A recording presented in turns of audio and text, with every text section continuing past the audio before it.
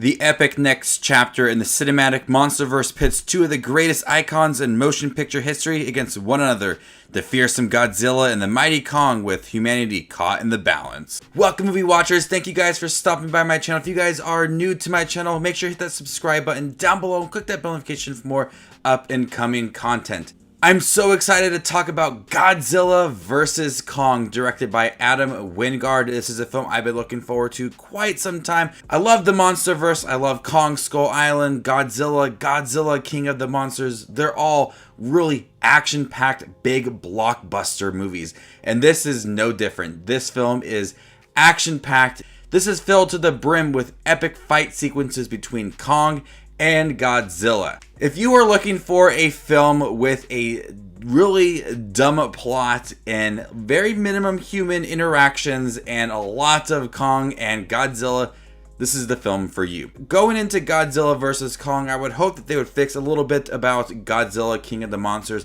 where there's a lot more of human interactions and the humans kind of move the plot forward. And then we had a lot of the big fight sequences between Godzilla and the other Titans. Yes, there is a human plot in here. Yes, there's a lot of human interactions. I feel like it's all really serving to Godzilla and Kong. Everybody's interacting with either Godzilla or Kong with this movie.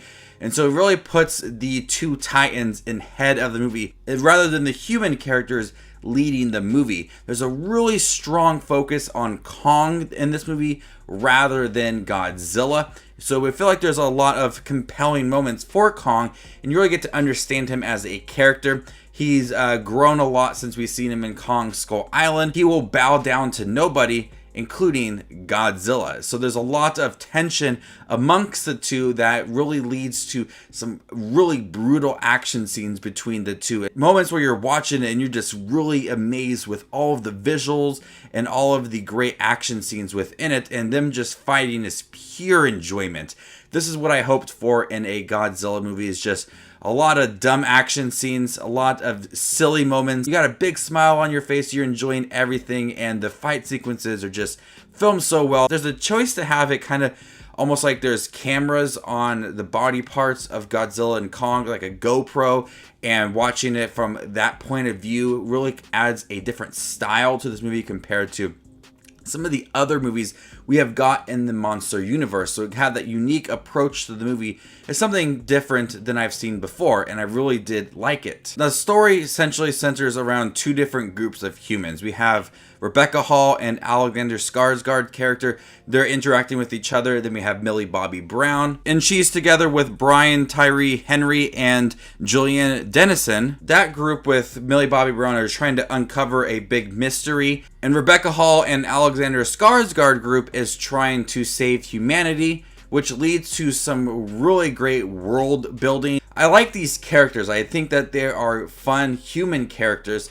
Some of the characters in the previous movies I really just did not care for. This time around, I really like some of their storylines and how they were integrated with King Kong and Godzilla as well. There is some humor thrown throughout the movie. There's some jokes that I did laugh. They landed perfectly. Jokes aren't coming in left and right. This is not like a comedy, but when there is comedic performances, I did laugh at the film. The visuals for Kong look great. The visuals for Godzilla look great. It is amazing what they can do. And the Hong Kong battle, which we see in the trailers, is absolutely stunning. The bright city lights and Godzilla and King Kong and all of their abilities and destroy the city. It is a total blast.